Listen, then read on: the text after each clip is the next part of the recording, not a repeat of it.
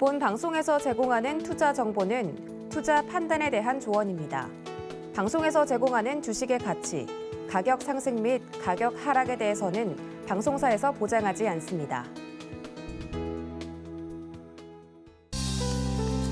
안녕하세요. 오늘장 내일장의 권민정입니다. 오늘 우리나라 증시 장 초반 하락 출발했음에도 불구하고 다시 상승세 이끌어주는 모양새입니다. 장 초반 매도세가 강했던 외국인들이 양시장 모두 순매수로 돌아서면서 상승폭 키워나가고 있는 건데요. 현재 코스피도 빨간불, 코스닥도 1% 넘게 상승을 해가면서 올라와주고 있는 모습이었습니다.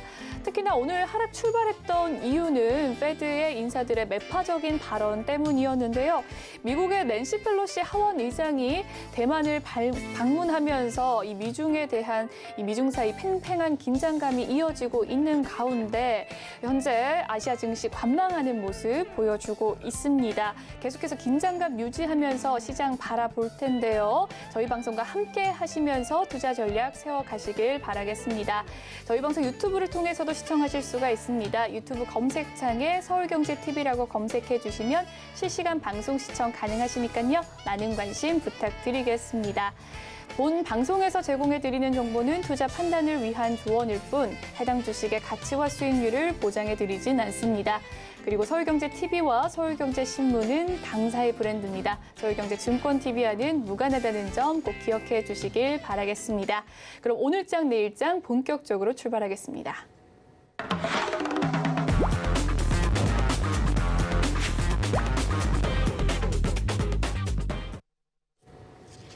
이 시각 보도본부 시간입니다. 오늘은 서청석 기자와 함께합니다. 어서 오세요. 안녕하세요. 네, 그러면 오늘은 어떤 헤드라인 들고 오셨을지 화면으로 먼저 만나보도록 하겠습니다.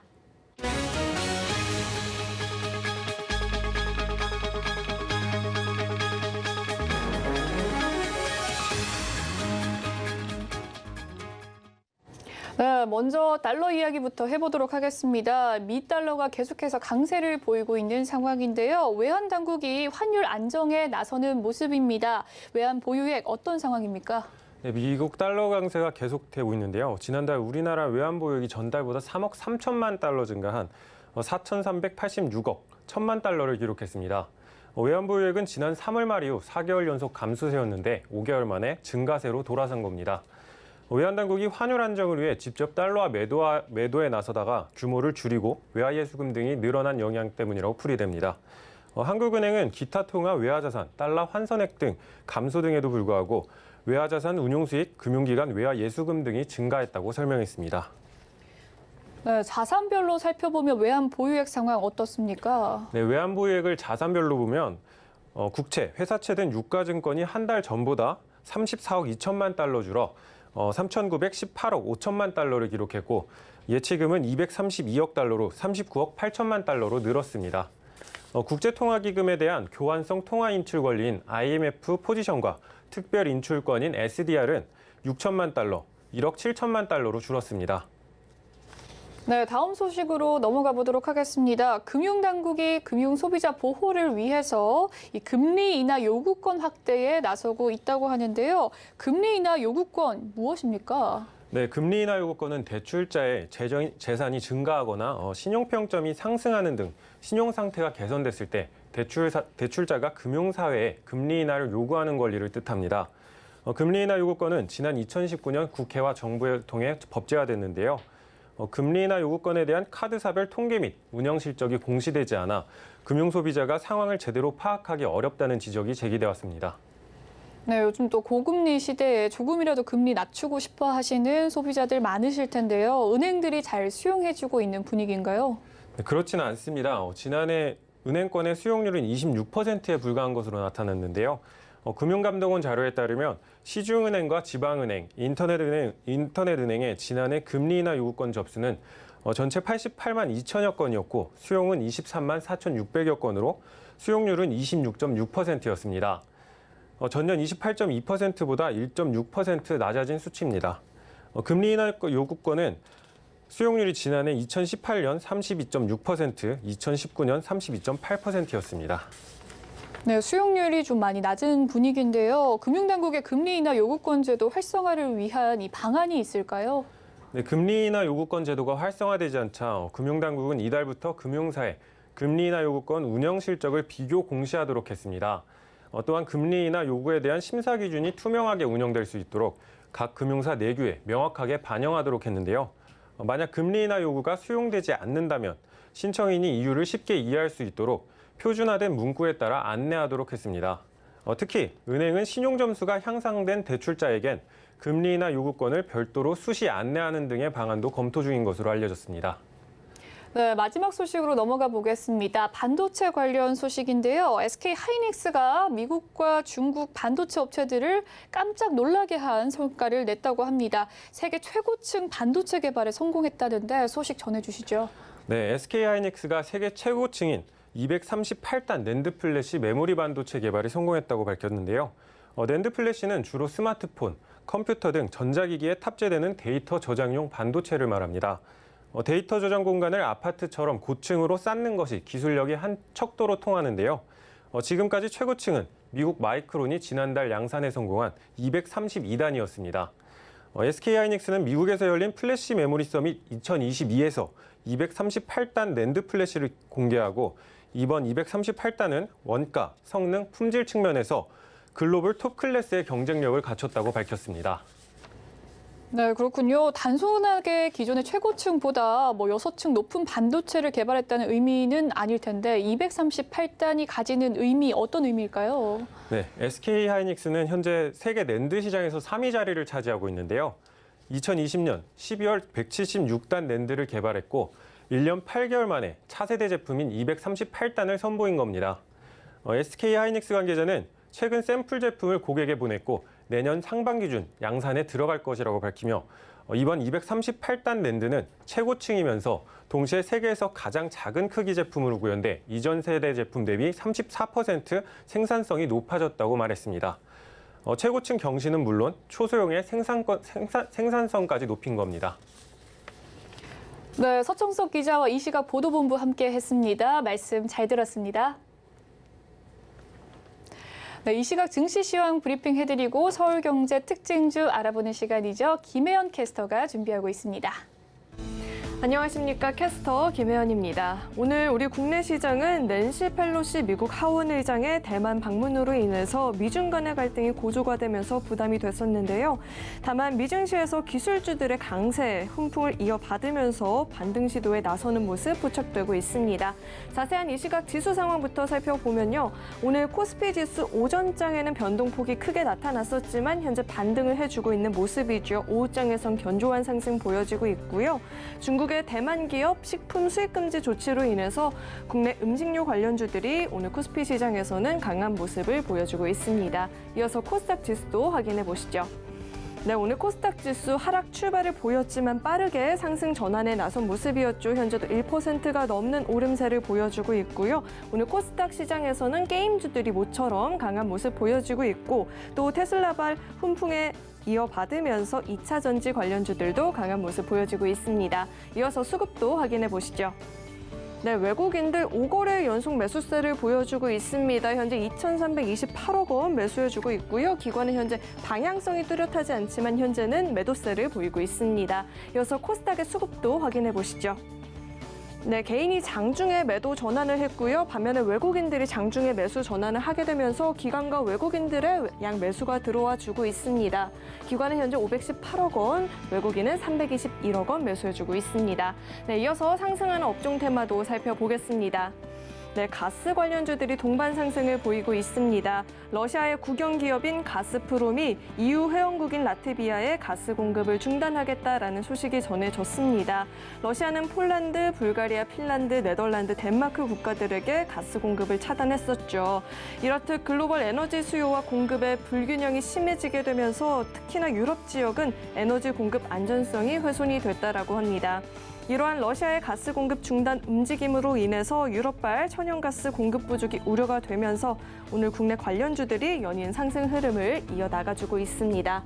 에코프로 현재 6% 넘는 오름세 보여지고 있고요. 캠트로스도 20% 가까운 상승세, 그린케미칼도 현재 7% 가까운 오름폭을 보이고 있습니다. 이어서 하락하는 업종 테마도 살펴보겠습니다. 네, 교육 관련주들이 오늘 쉬어가는 모습입니다. 최근에 교육주들은 초등학교 입학 연령을 만 5세로 1년 당기는 학제 개편안을 발표하게 되면서 힘을 받았었죠. 하지만 이를 두고 반발의 목소리가 거세게 나타나고 있습니다. 교육부가 유아 발달 단계를 무시하고 초중등 교육 현실을 외면한 졸속 추진이라는 비판들이 나왔었는데요. 이렇게 거친 반발의 목소리로 인해서 개편안 발표 4일 만에 전일 박순애 교육부 장관과 학부모들이 모인 간담회에서 국민이 정말 원하지 않는다라고 한다면 정책을 폐기할 수 있다라는 발언을 하게 되면서 오늘 관련주들 쉬어가는 모습입니다. IB 기명 현재 0.99% 하락세 보여지고 있고요. 애니 능률과 메가 MD는 3%대 낙폭, 아이스크림 에듀는 4% 넘는 하락세를 보이고 있습니다. 네, 이어서 증시 탑10 확인해 보겠습니다.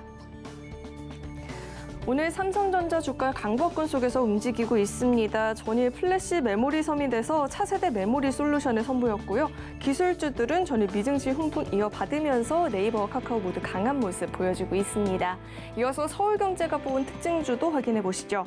네, 카카오게임즈 오늘장에서 게임주들의 상승을 주도하고 있는 모습이죠. 자사 게임인 오딘의 대만 성과에 힘입어서 분기 최대 영업이익을 달성하게 됐습니다. 주가도 오름세 보여지고 있고요.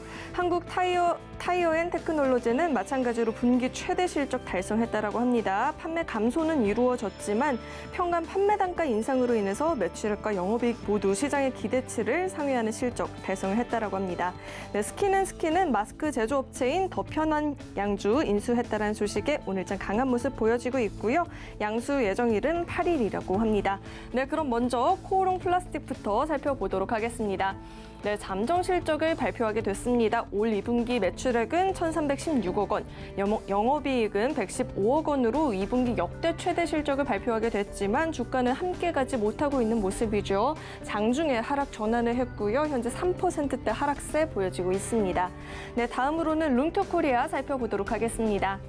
네, 오늘장에서 흐름이 굉장히 좋습니다. 신작인 블레스 이터널의 사전 예약자 수가 100만 명을 돌파했다라는 소식에 힘을 받고 있고요. 현재 7% 가까운 상승세 보여지고 있습니다. 네, 마지막으로 보강산업 살펴보겠습니다.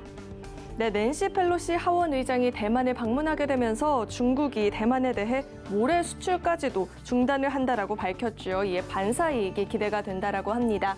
현재 7% 넘는 오름세 보여지고 있고요. 7,000원대에서 거래가 되고 있습니다. 네, 지금까지 증시 탑10 확인해 봤습니다.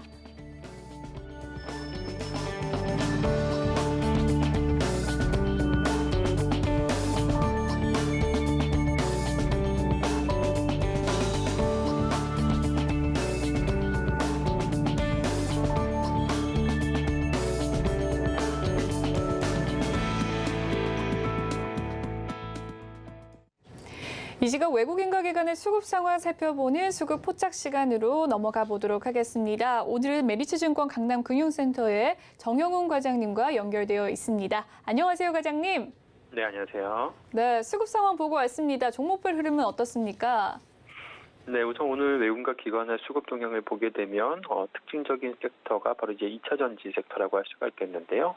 미중 간의 갈등이 좀 격화가 되면서 국내 배터리 업체들이 좀 반사이익을 좀 얻을 수 있을 것이다라는 그런 전망이 나오면서 오늘 이제 외국인과 기관의 2차 전지주 쪽으로 집중적인 순매수세가 유입되고 있는 것이 특징적이다라고 볼 수가 있겠습니다. 그중에서 역시나 2차 전지주 대장주라고 할 수 있는 LG 에너지 솔루션 같은 경우에는 오늘 외국인과 기관의 동반 순매수세가 유입이 되고 있는데요. 하반기 이제 실적 개선 전망에 힘입어서 최근에 외국인 투자자들이 8거래일 연속 순매수세가 유입이 되면서 주가가 좀 강세의 그림을 띠고 있습니다. 또한 수급적인 측면에서도 지난달 7월 27일에 6개월 보호예수 물량이 좀 해제가 되면서 그동안 이제 주가 하락의 주요 원인이었던 이제 오버행 이슈가 해소되었다는 점에서도 역시나 좀 주가 상승에 좀 요인으로 작용하는 것으로 그렇게 좀 보여주고 있습니다. 그리고 오늘 이제 기관 투자자들의 순매수 종목 중에서 한국 타이어 앤 테크놀로지가 눈에 띄고 있는데요. 지금 지난 2분기 어닝 서프라이즈를 발표를 하면서 오늘 주가가 큰 폭의 상승세를 기록하고 있다. 볼 수가 있겠습니다. 그리고 이제 엔터주 가운데 JYP 엔터테인먼트가 오늘 외국인과 기관에 동반 순매수세가 유입이 되면서 강세 흐름을 띠고 있는데요. 3분기 아티스트들의 컴백에 힘입어서 사상 최대 실적이 좀 전망이 되면서 지난 2분기 같은 경우에도 시장 컨센서스에 부합하는 실적을 내놓았기 때문에 이러한 실적 개선 모멘텀에 힘입어서 오늘 외국인과 기관에 동반 순매수세가 유입되고 있는 것으로 보여지고 있습니다. 네, 종목별 흐름까지 살펴봤습니다. 그렇다면 과장님께서 포착한 특징 중 어떤 것이 있을까요? 네, 오늘 2분기 어닝 서프라이즈를 발표를 하면서 주가 강세 흐름을 띠고 있는 한국 타이어앤테크놀로지를 오늘 특징주로 포착을 해봤습니다. 이번 2분기에 영업이익이 1,753억 원을 기록을 하면서 시장 컨센서스를 상회하는 호실적을 기록을 했는데요. 지금 판가 인상과 더불어서 믹스 개선에 나는 ASP 상승 효과가 지속이 된 것으로 그렇게 보여지고 있습니다. 지금 최근에 계속해서 원재료비와 또 이제 물류비 부담으로 인해서 부진한 실적을 계속해서 기록을 했었는데요. 그렇지만 2분기를 기점으로 해서 이제 하반기에 원재료 가격과 또 물류 비용이 어느 정도 완화가 된다라고 한다면 더 가파른 실적 개선세가 기대가 되고 있다라고 볼 수가 있겠습니다. 여기에 또 하반기에 차량용 반도체 수급 완화까지 더해진다라고 한다면 이제 OE용 타이어 매출이 좀 증가할 가능성도 높은 상황이기 때문에 이러한 하반기에도 계속해서 실적 턴어라운드 기대감이 좀 부각이 되지 않을까 그렇게 보여지고 있습니다. 네, 오늘 과장님께서 포착한 특징주는 2분기 어닝 서프라이즈를 기록한 한국 타이어앤테크놀로지였습니다. 하반기 실적도 기대가 된다고 하네요. 지금까지 메리츠증권 강남금융센터 정영훈 과장과 이야기 나눠봤습니다. 말씀 잘 들었습니다. 네, 고맙습니다. 오늘 시장을 주도하는 업종과 이슈에 대해서 심층 분석해보는 마켓 로드맵 시간으로 넘어가 보도록 하겠습니다. 오늘은 골드스타 넷셋의 박철민 이사 연결되어 있습니다. 안녕하세요, 이사님. 예, 안녕하세요. 네, 게임주에 대한 이야기 해보도록 하겠습니다. 오늘장 게임 업종에 훈풍이 부는 모양새였는데요. 카카오 게임즈의 역대급 실적과 이 신작 출시 기대감까지 맞물리면서 상승세 이어간 모습이었습니다. 오늘 게임 업종의 핵심 이슈들과 관련주의 흐름 전해주시죠. 예, 국내 게임주들 오랜만에 금일 굉장히 장중 강세를 보이고 있습니다. 급등하는 종목들도 굉장히 많은데요. 주요 게임사들이 대형 신작을 연이어 발표하면서 게임 업종 전반의 주가 상승을 이끌고 있는 그런 모습입니다. 현재 카카오 게임즈 먼저 보면은 비교적 굉장히 무거운 종목인데 조금씩 지금 많이 움직이고 있는데 14%대 상승한 58,000원대 형성하고 있고요. 드래곤플라이 주가도 전날보다 16% 이상 오른 2,100원대 거래되고 있고, 펄어비스 9%대 거의 10%대 가까이 올라오면서 57,200원, 컴투스 7%대, 또 룽투코리아도 전날보다 6%대 이상 상승을 했고요. 위메이드 플레이어 8.3% 정도, 네오위즈홀딩스나 NC소프트도 4%대 이상 오르는 등 대부분 게임주 종목이 주가가 굉장히 오름세를 보이고 있습니다. 그 게임주들이 이번 연도 들어가지고 굉장히 좀 하방 곡선을 많이 탔었는데, 오늘 굉장히 장대 양봉을 나오면서 좀 급등하는 모습을 보이고 있죠. 넷마블, 컴투스, 넥슨 등 주요 게임사들이 신작을 연달아 발표하면서 게임업계 전반에 좀 활기를 불어넣고 있는 모습으로 분석되고요.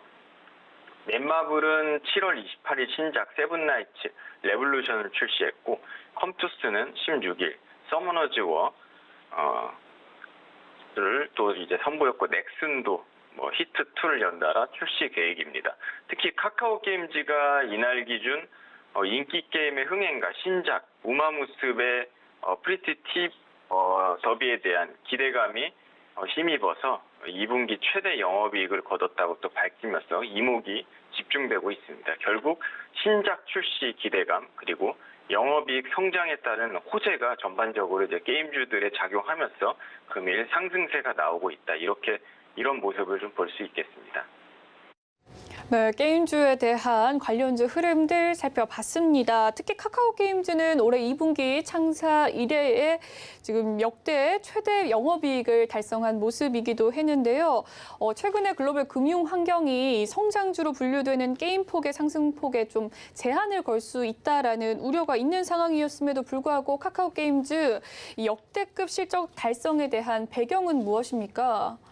예, 실적이죠. 예, 카카오 게임즈가 올해 2분기에 분기 기준으로 역대 최대 실적을 발표했습니다. 굉장히 어려운 경기 환경 속에서도 말 그대로 최대 실적을 정말 달성을 한 것이죠.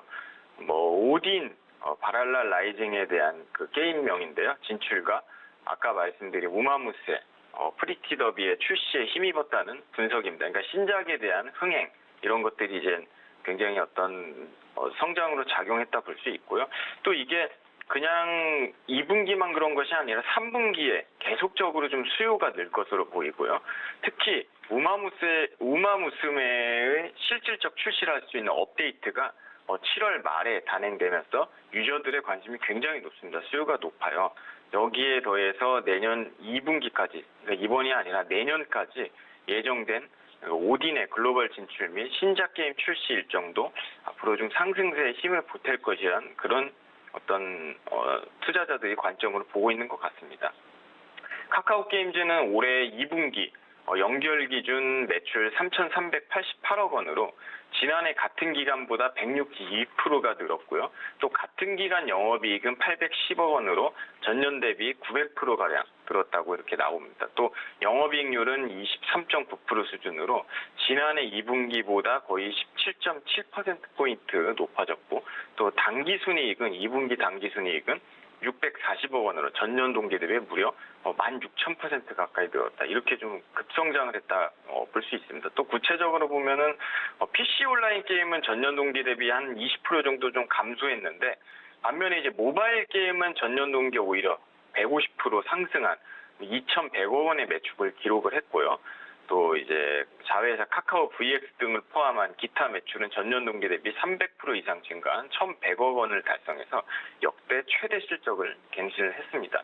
2분기 실적에는 지난 3월 대만에 진출한 오딘의 실적과 함께 지난 6월 국내 서비스를 시작한 우마무스메의 개장 효과가 좀 한몫했고요. 자회사인 카카오 VX의 매출도 힘을 보탰다. 이렇게 좀 말씀드릴 수 있습니다. 이 같은 상승세는 단기적으로 그치지 않고 3분기에도 이어질 전망이고 또 신작 출시도 이어지는데 3분기에도 계속적으로 4분기에도 마찬가지고 계속 기대작을 좀 내놓으면서 앞으로 이게 이제 북미 및 유럽 진출에도 예정돼 있고 이렇게 예상된 루트로만 간다면은 지속적인 흥행과 매출 갱신으로 좀 이어질 것으로 보이고요.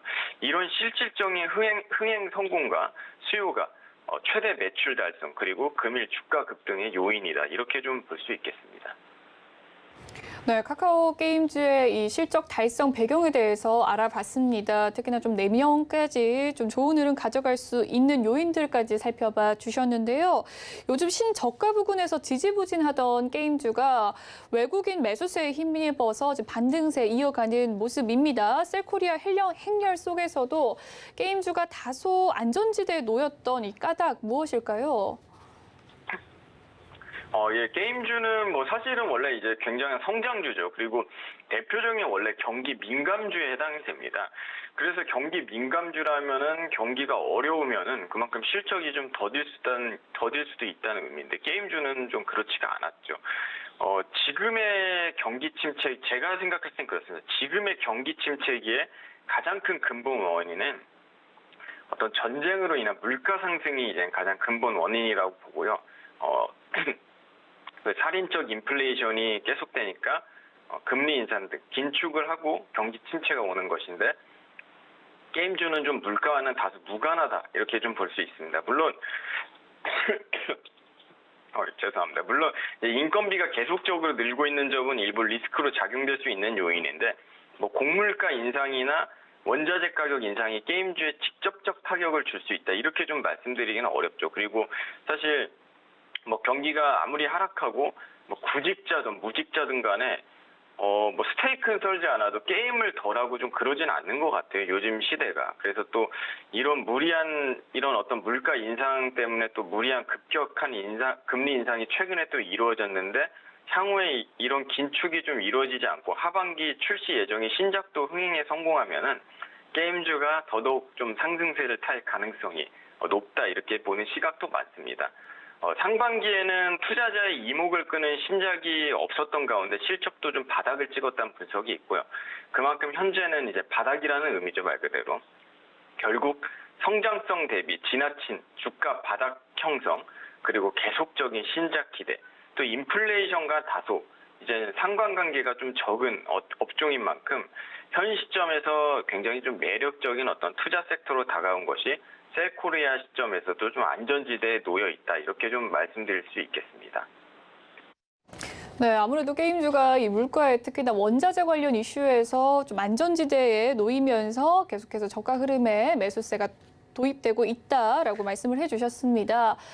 특히나 작년 이 메타버스와 NFT 이렇게 게임주가 함께 엮이면서 신사업 호재 기대감이 증시를 달구는 모습이었죠. 게임주와의 높은 시너지를 기대하는 목소리가 높았는데요.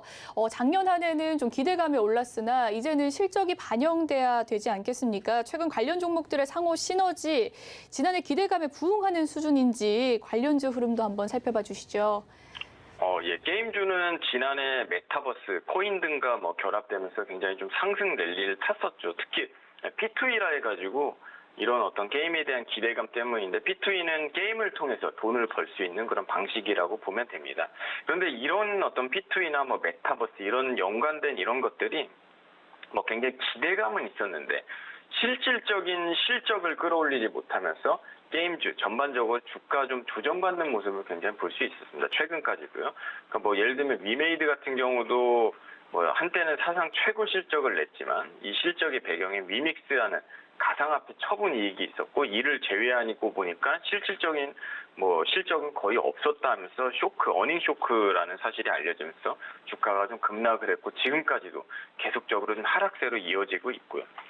결국 이제 NFT나 메타버스나 이런 것들 연계하면은 기대감은 있었지만 게임 자체로 인한 실질적인 수익으로 연결되진 않았다.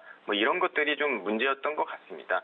그 P2E 대표적인 또 포커 게임 내놓은 드래곤플라이나 열렬강호의 룽트코리아 같은 경우에도 이번 연도 좀 주가가 부진을 면치는 못했는데 앞으로 향후 신작 기대감에 따른 주가가 상승세로 좀 돌아갈지 이런 거는 좀 주목을 해봐야 될 것 같습니다.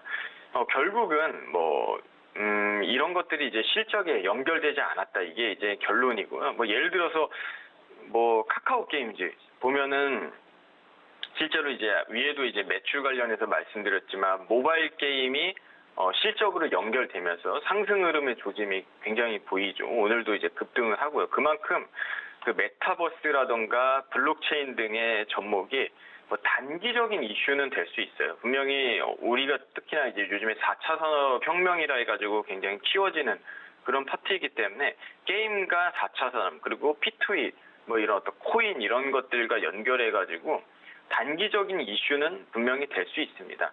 그런데 결국은 게임이 재미있고 흥행을 해야지 이게 중장기적으로 오르고 또 이게 실적 반영되면서 주가가 올라가는 것이지 이것이 이제 실질적으로 메타버스로 가네 NFT로 가네 하지만 신작 내놓는 게임이 재미없고 흥행이 실패한다면은 결국은 저는 이거는 단기적 이슈밖에 좀 되지 않는다고 보고 있어요. 그래서 이것이 단기적인 기대감만 나오지만 장기적인 거는 좀 살펴봐야 된다고 보고요. 이런 결론적으로 게임이 신작 게임이 얼마나 재미있냐, 얼마나 흥행할 것이냐, 더 나아가서는 실제로 게임이 지금 잘 팔리고 있냐 이런 것들에 좀 초점을 맞춰가지고 살펴보는 게 굉장히 중요한 포인트 아닐까 이렇게 좀 저는 생각을 합니다. 네, 결론적으로 좀 게임주는 이 흥행과 실적, 작품성이 가장 주된 상승의 요인이 되겠다라고 말씀을 해주셨습니다. 그렇다면 최근 게임주의 상승폭은 좀 저가의 기술적인 반등일지 아니면 추세 회복일지 어느 것이 더 가까울지 궁금한데요. 하반기 글로벌 금융환경 조망해 봤을 때 게임주 어떤 흐름 보이게 될지 탑픽 종목과 함께 전략 전해주시죠. 예. 저는 일단 단기적 반등이라고만 보지 않습니다. 물론 이렇게 급등을 하면은 기술적 조정이라는 것도 분명히 존재할 수는 있겠죠. 근데 일단은 첫 번째로는 주가가 현재 너무 저가예요, 굉장히. 게임주들은 자산이라든지 매출 규모로만 판단하는 정통 주식과는 다르게 성장성을 굉장히 높게 평가를 해야 하는 그런 섹터 중 하나입니다. 그런 측면에서 봤을 때 글로벌 경기 침체로 지수 전체 조정에 따른 업종 자체가 굉장히 지금 하단 구간이라고 저는 보고 있고요. 요즘 중국과의 마찰이라든가 이런 것 때문에 좀 거래가 앞으로 활발해질지는 좀 미지수인 부분도 있는데 향후 어느 정도 중국, 일본, 미국, 남미라든가 유럽 이런 데까지 좀 더 수출이 매끄럽게 진행된다면은 지금보다도 좀 높은 어떤 수익성을 가져갈 여지가 많다고 보여집니다. 한국 게임이 어느덧 굉장히 정상급에 지금 있는 수준이잖아요. 그래서 또 경기 침체기가 벗어나면은 좀 더 빠르게 성장할 여지가 크다고 보고요. 또 주가도 지금 전체적으로 너무 이제 저평가되어 있다고 봅니다. 그래서 중장기적으로는 충분히 투자 가치가 있다. 이 단기적인 이슈로만 살필 게 아니라 어떤 굉장히 중장기적으로도 볼 필요가 있다. 이렇게 말씀드리고 싶습니다. 이 중에서도 탑픽 종목은요. 일단 위에 말씀드린 제가 카카오 게임즈를 뽑아봤습니다. 카카오 게임즈 굉장히 이제 무거운 종목이고 성장성과 안정성을 동시에 갖춘 어떤 종목 중 하나죠. 대표적인 실적 강세로 인한 실적주라 할 수 있고요. 최대 실적 이번에 달성했고 3분기라던가 내년까지도 굉장히 흥행할 것이다. 이렇게 좀 생각이 들고요. 또 카카오 말 그대로 유명하잖아요. 그룹사에 대한 어떤 시너지 효과 무시하지 못하죠. 그래서 어떤 그룹사 시너지 효과로 인한 안정적 성장이 좀 가능하다는 거 이런 게 좀 포인트로 뽑아봤고요. 또 계속적인 신작 기대감, 신작 계속적으로 내놓고 있고 또 지금 굉장히 경기 침체기에 주가가 이건 모든 게임주나 마찬가지지만 굉장히 또 낙폭 과대에 따른 저점에 있다. 그렇기 때문에 저점에서 충분히 어떤 매수 포인트인 현재 관점을 볼 수 있다. 이렇게 생각했기에 탑픽 종목으로 카카오 게임즈를 뽑아봤습니다.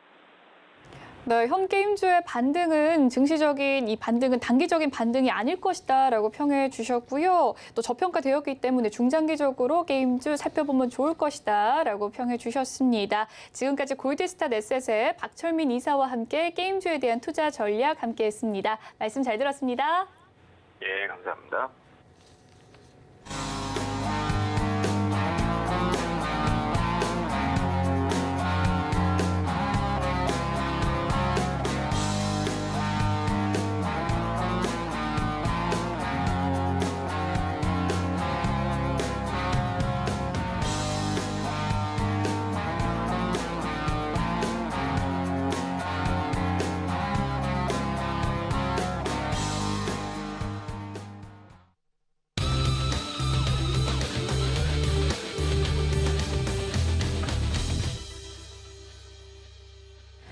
마켓 리더들과 함께 시장의 핵심 이슈를 짚어보는 이 이슈 칼럼 시간입니다. 오늘은 인포스탁 데일리 기업 정책 연구원장 최항모 원장님 나와 계십니다. 안녕하세요. 네, 반갑습니다. 네, 글로벌 증시 이야기 나눠보도록 하겠습니다. 상승 랠리 이어가던 미국 증시가 어제는 좀 소폭 하락세로 마감을 했습니다. 특히나 미국의 서열 3위로 불리는 낸시 펠로시 의장이 대만을 방문을 했어요. 네. 이러면서 이제 또 증시 하락을 견인을 했는데요. 네. 주요 흐름 살펴주시죠. 이 전체적인 거에 대해서 지금 전문가들이 10인 10색입니다. 다 심지어 바닥을 쳤다. 날짜까지 나왔어요. 탐리라고 하시죠. 탐리. 네. 5월 12일 날 쳤다 그러고요. 또 다른 분은 나와서 6월 16일 날 지금 저점을 쳤다. 그러면서 올라간다. 이제 이러면서 지금 소위 말하는 혼란한 방향성을 지금 못 잡고 있기 때문에 지금 변동성이 좀 높아졌는데요. 지금 말씀하신 대로 낸시 펠로시 의장이 대만 방문한 거 일단 트리거가 됐죠. 그래서 미국이 전함을 4척이나 전개하고 중국 쪽에서는 전투기 4대를 발진시키고 그러면서 사실 서로 이제 칼을 좀 한번 이렇게 뽑아보는 그런 부분들이 있었는데 이것이 이제 미중 갈등으로 이어질 가능성은 굉장히 적고요. 계속 상시적으로 간다고 보시면 되고 그 다음에 이제 희한하게 연준 인사들이 굉장히 매파적 발언을 했어요. 제롬 파월 의장이 이번에 이제 통화정책위원회 끝나고 나서 한 얘기가 좀 우리도 진로 바꿀 수 있다. 뭐 등등의 얘기를 했는데 그것을 아주 딱 잡아매는 인플레이션이 정점이 언제 오고 뭐 누가 어떤 데이터에서 한 거예요? 뭐 이런 식으로 지금 가는데 자, 이거에 대한 해석들이 이제 장 끝나고 나오기 시작합니다. 뭐 물론 뭐 9월 달에 75bp 가능성까지도 열어놨지만 이거는 요번에 매파적으로 얘기한 이유는 8월 달에 잭슨홀 미팅이 있지 않습니까? 그럼 거기에 전 세계에서 통화정책 당국자들이 다 모이는데 여기서 지금 어떠한 데이터도 없이 인플레이션에 대해서 미국이 자기네 입장을 지금 낼 수가 없거든요. 그렇게 지금 미국 언론들은 좀 해석하기 시작했고요. 그 다음에 이제 경제 지표가 좀 부진한 부분들이 지금 나왔습니다. 6월달 채용 공고가 나왔는데 9개월 만에 최저인 부분들이 지금 숫자로 나왔는데 이것도 어떻게 해석을 하냐면 채용 공고가 적어? 그러면 이 사람들 뭐 뽑는 거 뽑을 만큼 뽑았네. 그러니까 이게 해석이 진짜 10인 10색으로 가고 지금 뭐 미국의 bad is good, good is bad 해갖고 호재가 나오면 그걸 악재로 뭐 또 전환해서 하고 이걸 또 거꾸로 악재를 호재로 하는 그런 상황들이라서 굉장히 변동성이 많아진 그런 느낌들을 가지게 지금 하고 있습니다만은 결국 자 7월 달에 뭐 진짜로 20년 만에 최고치의 지금 이 상승폭을 지금 5% 이상을 좀 냈지 않습니까? 그러다 보니까 이것이 진짜로 추세 전환이냐 아니면 일시적 반등이냐 이거에 대한 지금 서로 간에 의견들을 묻고 있는 과정에서 지금 지정학적 리스크라는 뭐 리스크가 하나 나오니까 증시가 조금 반응을 했는 모습인데요. 8월 달 굉장히 중요한 달이 됐습니다. 그래서 지금까지 우리가 알고 싶어하는 이런 추세 전환이 돼서 진짜로 뭐 연말에 다시 최고점을 갱신한다는 얘기까지 나올 정도면 8월 한 달을 보면 자 요번 뭐 8월뿐만 아니라 뭐 여름철 그다음에 하반기 내년 초까지도 증시의 방향을 정할 수 있는 그러한 뭐 어떤 흐름이 나올 수 있는 게 8월 달이기 때문에 굉장히 중요한 8월 달을 지금 시작하게 됐습니다. 네, 이 8월 한 달이 굉장히 중요한 변곡점에 놓여 있을 것이다라고 말씀을 해주셨습니다. 앞서 또 잭슨홀 미팅도 예정되어 있고 이 연준 인사들이 또 9월에 75bp도 열려져 있다라고 매파적인 발언을 한 가운데 또 낸시 펠로시 하원 의장이 대만을 방문하면서 이 미중 갈등 일촉즉발의 상황에 또 놓여 있다고 해도 과언이 아닐 텐데요. 앞서는 좀 낙관론적인 입장을 보여주셨지만 이 패권 다툼을 보이던 미중 관계 악화로 인해서 하반기 세계 증시에 대해서는 좀 빈화기가 찾아오는 것은 아닌지라는 우려 목소리가 있습니다. 하반기 증시 어떻게 보시나요? 이 지금 뭐 서로 미국이나 중국이나 국내적인 정치적 이벤트들이 큰 게 있기 때문에 좀 과민 반응들을 하는 것 같고요.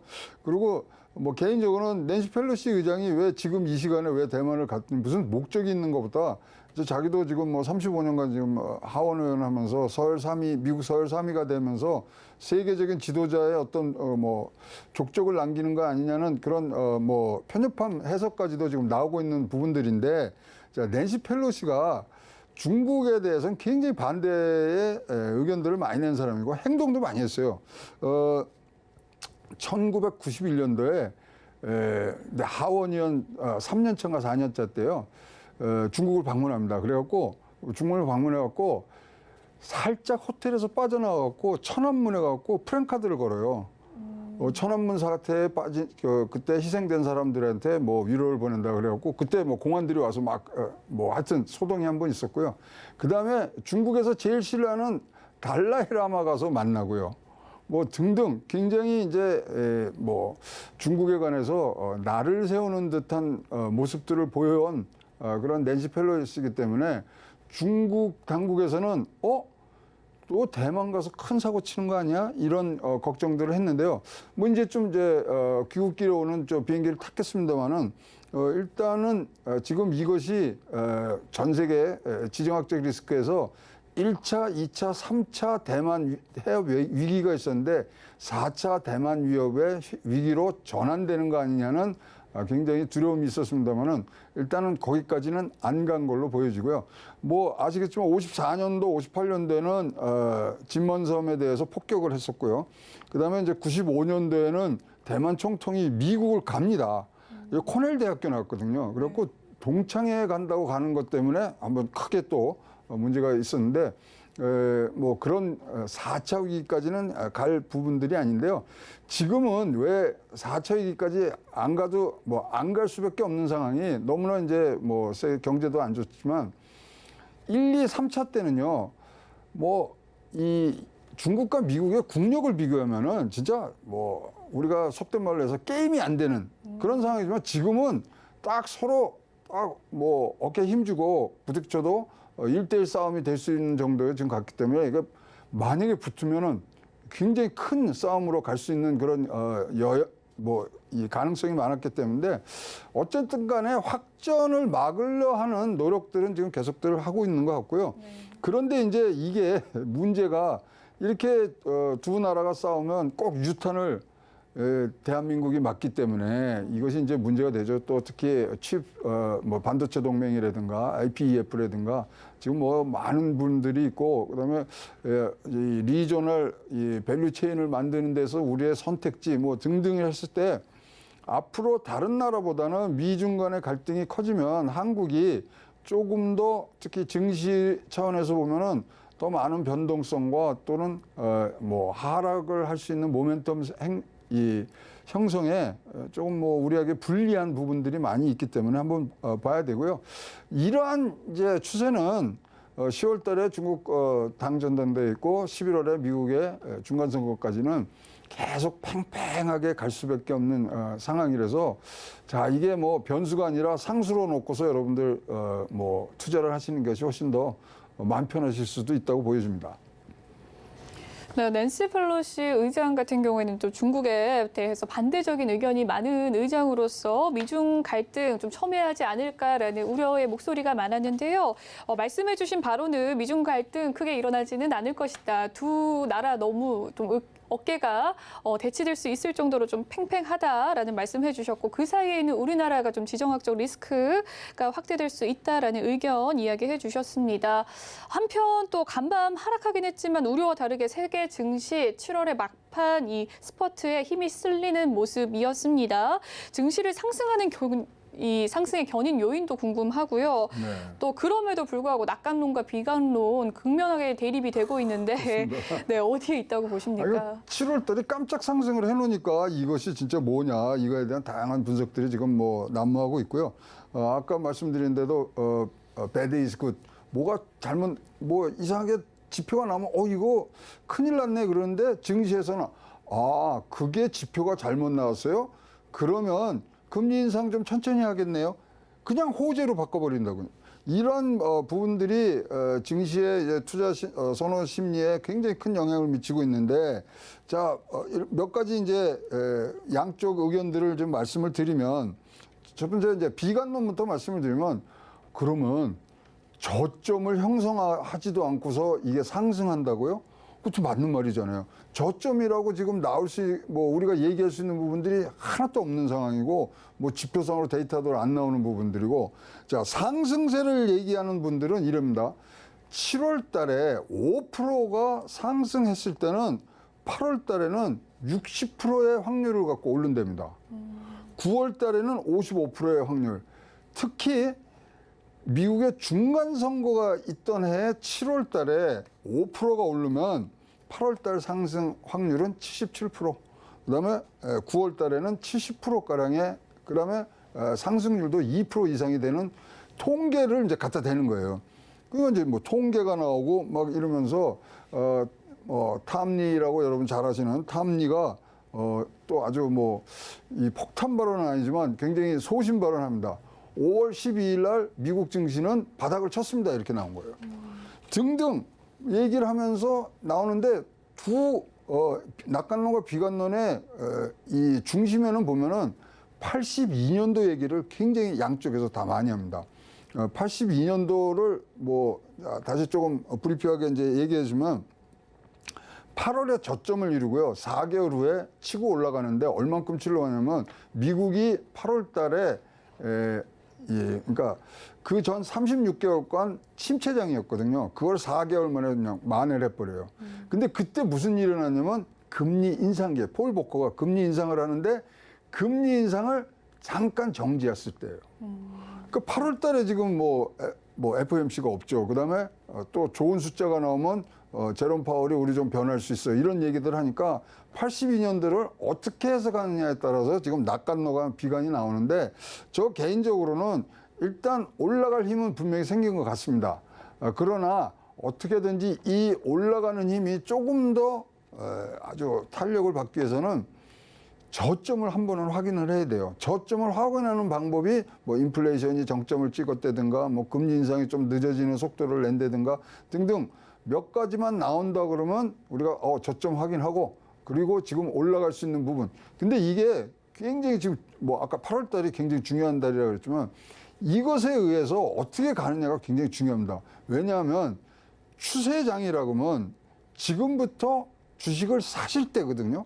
만약에 베어마켓 랠리라고 하면 지금은 주식을 팔아서 현찰로 만들 때고 완전히 지금 다른 포지션이 딱 갈림길에 있기 때문에 지금 8월 달 한 2주 내지 3주간이 굉장히 중요한 역할을 하고 이제 CPI라든가 뭐 이런 것들이 고용 숫자들이 이제 속속 나온다면은 이런 데이터들이 쌓이면서 방향성은 점점 확실하게 나올 수 있기 때문에 지금 좀 뭐 너무 서둘러서 지금 뭐 투자를 막 포트폴리오 뭐 바꾸시라는 얘기 많이 들었지만 지금은 확인 후 여러분들이 시행을 하시는 것이 절대로 늦지 않는 부분들이 있기 때문에 자, 확인 후 대응하시는 것이 좋을 듯 합니다. 네, 낙관론과 비관론이 지금 팽배한 상황에서 결론적으로 좀 중요한 부분은 이 증시의 바닥 형성 과정에서 저점을 확인해 보는 것이 굉장히 중요한 포인트가 될 수도 있겠다라는 생각이 들었습니다. 이 경기 침체 우려가 확대되는 상황 속에서도 우리나라 국내 좀 주요 기업들 실적 선방한 모습 나타났는데요. 8월의 포트폴리오에서는 어떤 섹터들을 좀 담아보면 좋을까요? 투자 전략 좀 전해주시죠. 근데 연말까지는요, 뭐 우리가 상승을 할 대로 재차 조정 국면을 한번 옵니다. 그렇기 때문에 그때를 일단은 잘 대비를 하셔야 되고요. 일단은 증시 하단이 지금 밝혀지더라도 상단은 얼만큼 될지는 아무도 지금 모르는 장이 됐어요. 그러니까 어떤 성장주라든가 이런 대형주가 끌고 가는 부분들도 힘에 벅찰 수가 있는 부분들이 있고요. 본격 추세 전환이 있는 것들이 확인한 후에 좀 더 활발히 하시는데 그 사이라도 여러분 이제 활발하게 또 투자를 하셔야 되니까 지금은 이렇다면은 그래도 가장 영향을 덜 타는 경기 방어주, 그다음에 미디어, 소비 필수재 등이 지금 굉장히 선방을 하고 있거든요. 자 보시면은 인플레이션하고 좀 거리가 있는 부분들이 그러니까 인플레이션이 꺾인다 그래서 지금 9%대 인플레이션이 막 4%, 5%로 내려오는 게 아니라 8% 내려오면 꺾인다는 거기 때문에 인플레이션은 조금 장기화되는 그래서 인플레이션 회피를 할 수 있는 부분, 해칭을 할 수 있는 부분들에 아직도 주식에 대한 투자 방향은 좋은 방향이라고 생각하고 있습니다. 네, 지금까지 인포스탁 데일리 최양호 원장님과 글로벌 증시 동향에 대해서 함께 점검해 봤습니다. 말씀 잘 들었습니다. 본방송에서 제공해드리는 정보는 투자 판단을 위한 조언일 뿐 해당 주식의 가치와 수익률을 보장해드리진 않습니다. 그리고 서울경제TV와 서울경제신문은 당사의 브랜드입니다. 서울경제증권TV와는 무관하다는 점 꼭 기억해 주시길 바라겠습니다. 오늘 준비한 소식은 여기까지고요. 잠시 후 마감 임박 60분의 승부도 많은 시청 부탁드립니다. 저는 내일 2시 생방송으로 다시 찾아뵙도록 할게요. 시청해주신 여러분 고맙습니다.